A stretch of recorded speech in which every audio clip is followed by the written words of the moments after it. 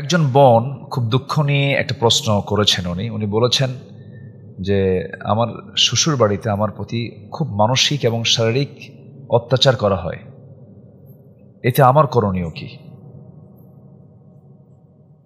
যে সম্মানিত দর্শক শ্রোতা মণ্ডলী, যে প্রশ্নটা আসছে এটা হরহামেশা আমরা প্রায় শুনতে পাই। নির্যাতন সব দিক থেকেই হয়। স্ত্রী স্বামীকে নির্যাতন করে, স্বামী স্ত্রীকে নির্যাতন করে। তবে নির্যাতনের দিক থেকে যে নির্যাতন করুক না কেন, নির্যাতন মানে হলো জুলুমকারী, যে জালিম, যে জুলুম করে তাকে নির্যাতনকারী বাংলায় বলা হয়। তো যদি কোনো শ্বশুর শাশুড়ির পক্ষ থেকে যদি এরকম জুলুম যদি কোনো ছেলে বউয়ের প্রতি যদি করা হয়, এটা অবশ্যই অপরাধ। বড় আর ছোট অপরাধ যে করবে, ছোট হোক আর বড় হোক, অপরাধ অপরাধী। যদি কোনো শাশুড়ির দ্বারা, কোনো শ্বশুরের দ্বারা যদি কোনো মহিলা যদি আক্রান্ত হন, কোনো ছেলে বউ যদি আক্রান্ত হন, তিনি যদি নির্যাতিতা হন, এটা যদি প্রমাণিত হয়ে যায়, কিয়ামতের দিন অবশ্যই তাকে আসামির কাঠগড়ায় দাঁড়াতে হবে।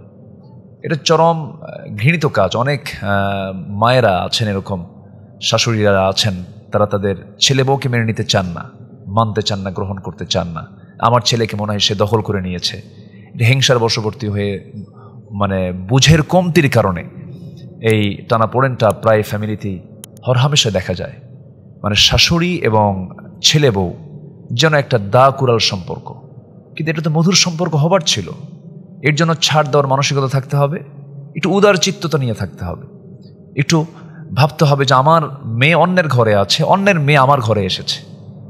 এই চিন্তা চেতনাকে লালন করে যদি চলা যায় তাহলে অনেকটাই সলভ করা সম্ভব। আমরা তো মানুষ।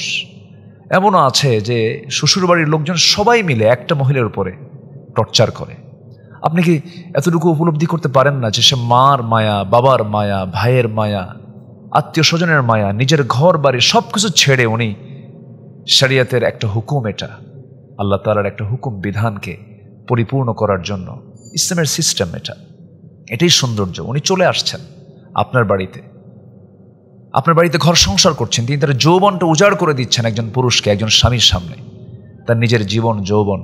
এবং আপনি শাশুড়ি, আপনার শ্বশুর, আপনার যে ভবিষ্যৎ প্রজন্ম যে লালন করবে, যে পালন করবে, যে ফ্যাক্টরি থেকে আসবে, সেই তো আপনার ছেলে বউ, সেই তো আপনার মানে ভবিষ্যৎ প্রজন্মের মাধ্যম।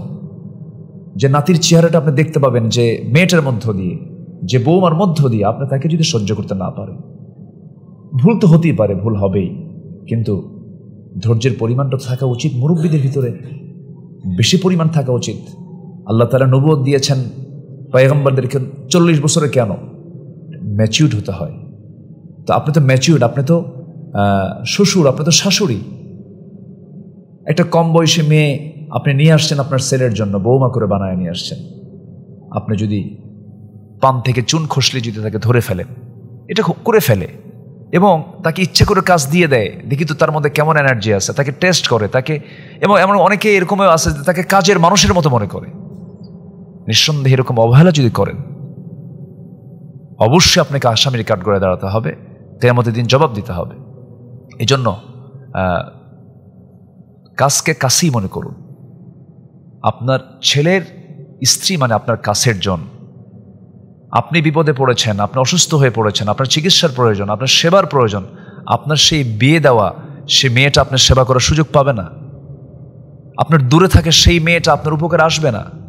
হয়তো দোয়া করতে পারবে, চোখের পানি ফেলতে পারবে, কিন্তু উপকার আসবে কে? ওই দুঃসময়ে, ওই ক্রাইসিস পিরিয়ডে দেখা যাচ্ছে যে সেই ছেলে বউটাই আপনার পাশে হয়তো দাঁড়াতে পারবে। কারণ সে তো আপনার বাড়িতে থাকবে, তার বাড়ি হচ্ছে আপনার বাড়ি। আপনি চলে যাবেন, সেই বাড়িতে সে দায়িত্ব পালন করবে, সে আপনার পরবর্তী দায়িত্বশীলা।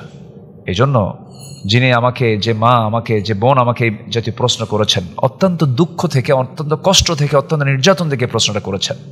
তো আমার কথাগুলো যারা শুনছেন, প্লিজ আমার এই একটা ছোট্ট কথার মধ্য দিয়ে হয়তো অসংখ্য পরিবারের এই লেগে থাকা যে গৃহযুদ্ধ, চরম স্নায়ুযুদ্ধ, মানসিক অত্যাচার, এ থেকে হয়তো রেহাই পাবে একটা সমাজ, একটা পরিবার।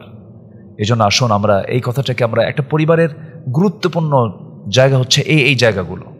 এখানে অনেকেই গ্যাপ খোঁজার চেষ্টা করে, ভুল ধরার চেষ্টা করে না। সেই প্রকৃত মানুষ যে নিজের ভুল ধরতে পারে, অন্যের গুণ দেখতে পারে। নিজের দোষ দেখা আর অন্যের গুণ দেখা, এটা হচ্ছে পৃথিবীর সবচাইতে বড় একজন গুণবান মানুষের, একজন গুণী মানুষের পরিচয়। আল্লাহ তাআলা আমাদের দিলকে উদার বানিয়ে দেন, আকাশের মতো উদার বানিয়ে দেন। আমরা মানুষকে মাফ করতে শিখি। ওয়াল কাযিমিনাল গায়জ ওয়াল আফিনা আনিন নাস আল্লাহুম্মা ইন্নাকা আফুফুন কারীম তুহিব্বুল আফওয়া ফাআফু আন্না। আল্লাহ তাআলা নিজেই বলছেন, তুমি আমার কাছে মাফ চাও, আমি তোমাকে মাফ করে দেব। আল্লাহ তাআলা ক্ষমাকে ভালোবাসেন। আমরা ক্ষমা করব না, আমরা একজনকে ক্ষমা সুন্দর দৃষ্টিতে দেখব না। আমি কড়া হব, আমি শক্ত হব, আল্লাহ আমার উপরে শক্ত হবেন। আমি নরম হব, আল্লাহ আমার প্রতি নরম হবেন। ইরহাম তুরহাম, তুমি রহম দিল হও, তোমার প্রতি আল্লাহ তাআলা রহম দিল হবেন। আল্লাহ তাআলা তোমার জন্য রহমতের ডানা তোমার জন্য বিছায়া দিবেন, রহমতের দরজা তোমার জন্য খুলে দিবেন।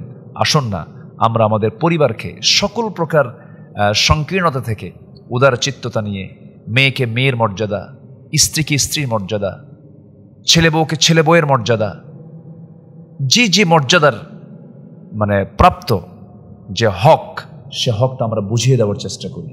আমরা কুক্ষিগত না করি, আমরা বেশি বুঝতে না চাই। আমরা মানুষের সম্মানকে, মানুষের ব্যক্তিত্বকে সম্মান দেওয়ার চেষ্টা করি। আল্লাহ তাআলা আমাদের সবাইকে বোঝার তৌফিক দান করুন।